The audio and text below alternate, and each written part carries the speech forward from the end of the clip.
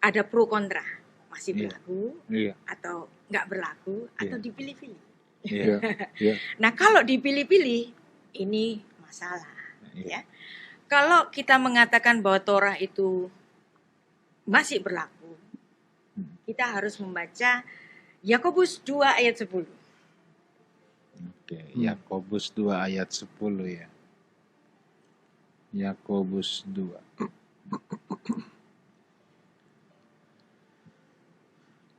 Silakan. Sebab barang siapa menuruti seluruh hukum itu tetapi mengabaikan satu bagian daripadanya, ia bersalah terhadap seluruhnya. Jadi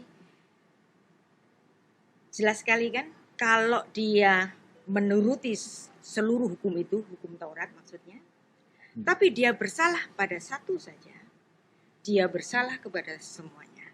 Nah, hukum Taurat itu diperinci oleh Rambam menjadi 613 perintah. Iya. Yang artinya hukum Taurat itu bukan cuma 10 hukum, enggak. Itu 10 hukum itu adalah bagian dari 613. Bayangkan kalau kita melakukan 600 hukum, tapi yang 13 kita lupa, kita bersalah kepada yang 613.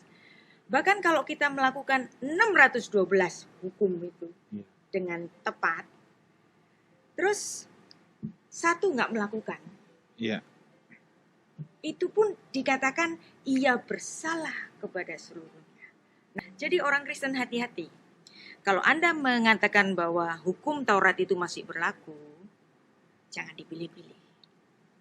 Anda harus melakukan 613.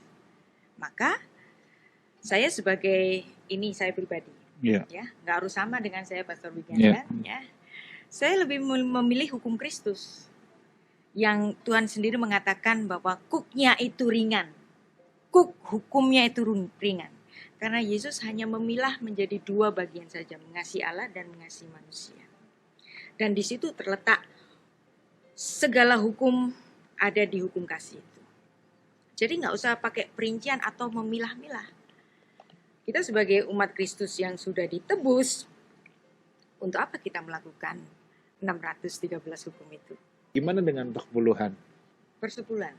Persepuluhan nggak apa-apa sih kalau ada pendeta mengatakan persepuluhan masih berlaku, tapi konsekuensinya dia harus melakukan yang 612 lainnya.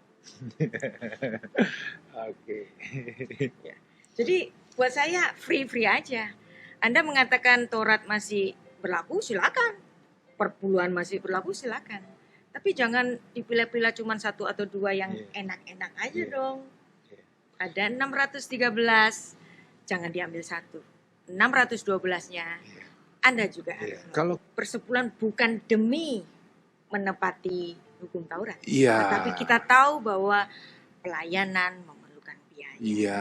Kita mengasihi bahwa pelayanan ini kita itu yang namanya sedekah. Sedekah itu berbuat keadilan. Iya. Misalnya gini, saya punya 5 roti. Nggak adil deh kalau 5 roti itu saya makan semuanya, saya jadi obesitas. Iya.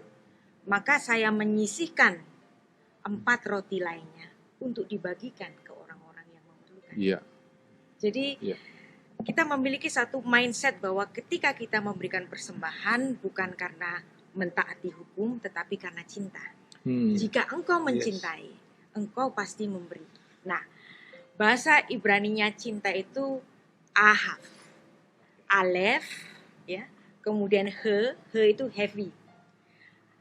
Orang pertama, alef, nilainya 1, heavy, bringing something, kemudian ke bet, orang kedua. Jadi kalau cinta itu selalu bring something to other. Yes. Jadi kalau kita memberikan persembahan bukan karena ditakut-takuti gara-gara ada kitab Maleakhi tentang binatang belalang pelahap, tetapi karena kita kalau cinta kamu akan memberi. Seorang suami mencintai istrinya. Dia tidak memikirkan uang itu sebagai miliknya sendiri, tetapi dia akan memberikan yang terbaik untuk istrinya, untuk anaknya.